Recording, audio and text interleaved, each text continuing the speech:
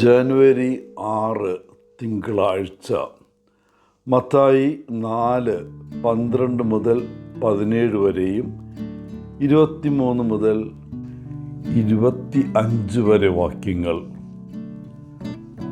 ഒരു മതപ്രഭാഷകൻ മരിച്ചപ്പോൾ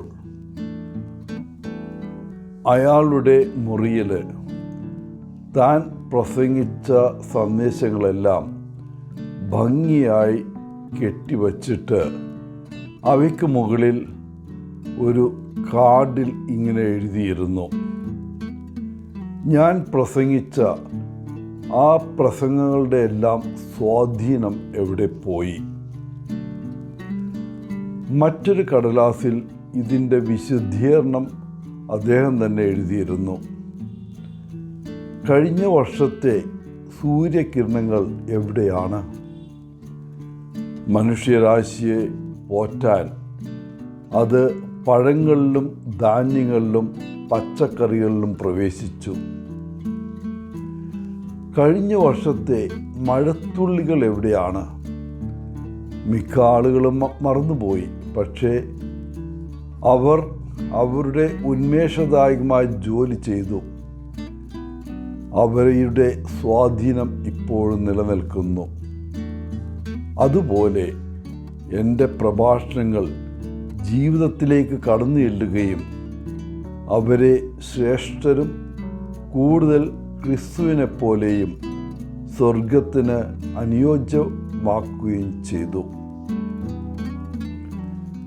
ഇന്നത്തെ സുവിശേഷത്തിൽ യേശു ഗലീലിയിൽ തൻ്റെ പ്രസംഗ പഠന ശുശ്രൂഷ ആരംഭിക്കുന്നത് നാം കാണുന്നു. സ്വർഗരാജ്യം സമീപിച്ചിരിക്കുന്നതിനാൽ പശ്ചാത്തപിക്കാൻ യേശു തൻ്റെ ശ്രോതാക്കളോട് പറഞ്ഞു. യേശു രോഗികളെ സുഖപ്പെടുത്തുകയും പിശാചുക്കളെ പുറത്താക്കുകയും ആളുകളെ അവരുടെ ആവശ്യങ്ങൾക്കനുസരിച്ച് ശുശ്രൂഷിക്കുകയും ചെയ്തു. ഇന്ന് നമുക്കും യേശുവിൻ്റെ കാൽപാദത്തിങ്കൽ ഒത്തുകൂടാം. അവൻ നമ്മോട് പറയുന്ന കാര്യങ്ങൾ നമുക്ക് ശ്രവിക്കാം. അല്ലെങ്കിൽ നമുക്ക് ആവശ്യമുള്ളതും പ്രതീക്ഷിക്കുന്നതുമായ കാര്യങ്ങൾ അവനോട് പറയാം. യേശു നമ്മുടെ വാക്കുകൾ കേൾക്കുമെന്ന് നാം വിശ്വസിക്കുന്നുണ്ടോ? ഏതെങ്കിലും രീതിയിൽ യേശു നമ്മെ സുഖപ്പെടുത്തുമെന്ന് നാം വിശ്വസിക്കുന്നുണ്ടോ? പ്രിയപ്പെട്ടവരെ, ഇന്ന് യേശുവിൽ നമ്മുടെ പ്രത്യാശയും ആശ്രയവും അർപ്പിക്കാൻ നമുക്ക് പ്രാർത്ഥിക്കാം.